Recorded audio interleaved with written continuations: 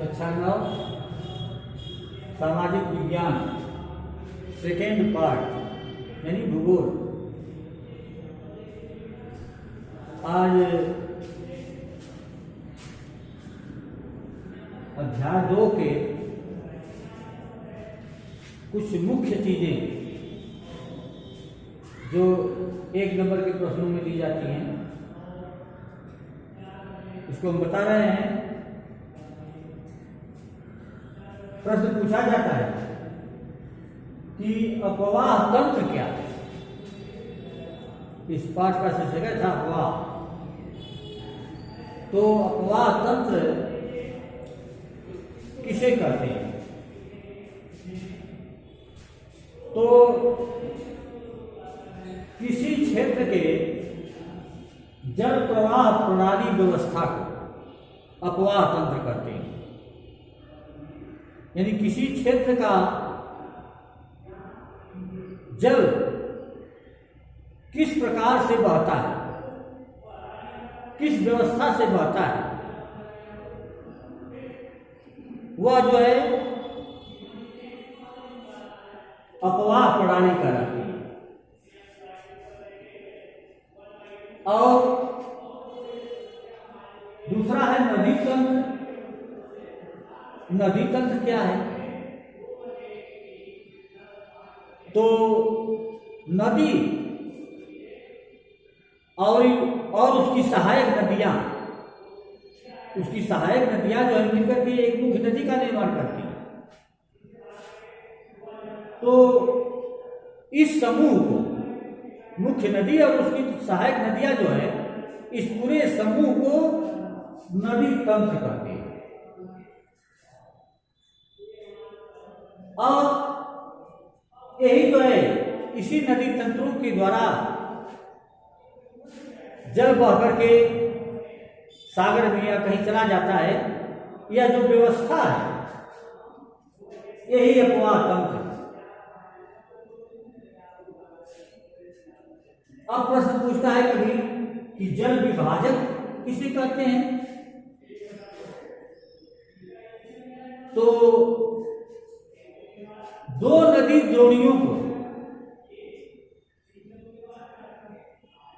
अच्छा ये समझिए कि नदी द्रोणी क्या होती है,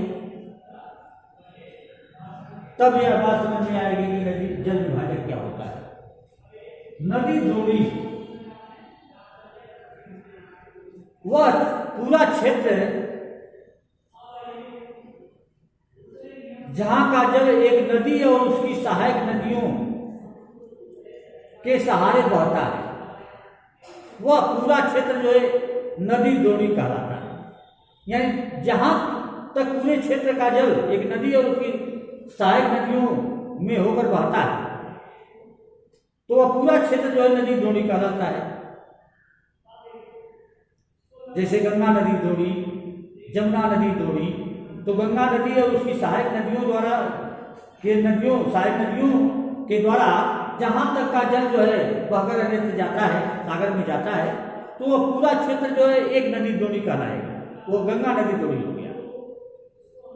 और दूसरा जमुना का जैसे है, जमुना और उसकी सहायक नदियां हैं, तो वह दूसरा नदी द्रोणी हो गया। जहां तक कि जमुना और उसकी सहायक नदियों का जल बहता है, तो वह क्षेत्र जहां पर एक नदी तंत्र का जल प्रवाहित होता है, वह नदी द्रोणी कहलाता है। तो अब जल विभाजक किसे कहते हैं, ये देखिए। जब दो नदी द्रोणियों को अलग करने वाली उच्च भूमि या पर्वत, यानी वह पर्वत या वह उच्च भूमि जो दो नदी द्रोणियों को अलग करता है। जैसे गंगा नदी द्रोणी है और दूसरी कोई नदी द्रोणी है, जमुना है, जो भी है, बीच में अगर कोई पर्वत है या पठार है या समतल मैदान ही है, लेकिन ये दो नदी द्रोणियां अलग करने वाला यह क्षेत्र है, तो वह उच्च भूमि या वह क्षेत्र जो दो नदी द्रोणियों को अलग करता है, उसको हम जल विभाजक कहते हैं। ये हो गया जल विभाजक। अब चलिए हिमानी। हिमानी किसे कहते हैं? तो वह बर्फ के बड़ी बड़ी चट्टानें, वह बर्फ की बड़ी बड़ी चट्टानें जो ढाल के अनुरूप ऊंचाई से नीचे की तरफ फिसलती हैं, उसको हिमानी कहते हैं। या बर्फ का ढेर जो है नदी के पानी के समान ऊंचाई से, पर्वत की ऊंचाई से नीचे की तरफ खिसकता चला जाता है, वह हिमानी कहलाता है। वह बर्फ का टुकड़ा, चट्टानें हिमानी कहलाते हैं, जो ऊंचे ऊंचे से नीचे की तरफ फिसलती हैं और घर्षण के कारण उसमें ऊर्जा पैदा होती है, जिससे वह पिघल करके पानी भी बनता जाता है। आगे जाकर के वह पानी के रूप में होकर के नदी का रूप भी धारण कर लेता है। तो वह बर्फ की नदी को ही हिमानी कहते हैं। अब एक प्रश्न आया, बहुत कई बार परीक्षा में आता है कि डेल्टा किसे कहते हैं? एक त्रिभुज के आकार की आकृति जो है, आप लोग उसको डेल्टा कहते हैं। तो उसी के नाम पर नदी जब पहाड़ से या मैदानी क्षेत्र से चलती है और जहां पर वह सागर से जाकर मिलती है, जहां नदी सागर से मिलती है उस स्थान को मुहाना कहते हैं। तो उस मुहाने पर वह त्रिभुजाकार आकृति की, देखिए चित्र बना रहे हैं, एक त्रिभुज के आकार का एक मैदान का निर्माण कर देती है। जब त्रिभुज के आकार का उस मैदान का निर्माण कर देती है, इसी को हम डेल्टा कहते हैं, क्योंकि डेल्टा के आकार का है। यह बहुत उपजाऊ मैदान होता है, क्योंकि नदी जो है अपने द्वारा लाई हुई मिट्टी को, वहां बारीक मिट्टी को मुहाने पर लेकर जमा करती है,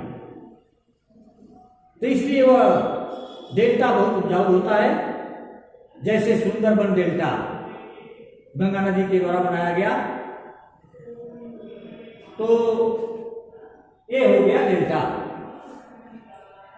इस तरह से आज इस पाठ के छोटे छोटे प्रश्न आप लोगों को बताए हैं, इसको याद रखिएगा, परीक्षा में काम आएगा। धन्यवाद। शेष अग्रजी।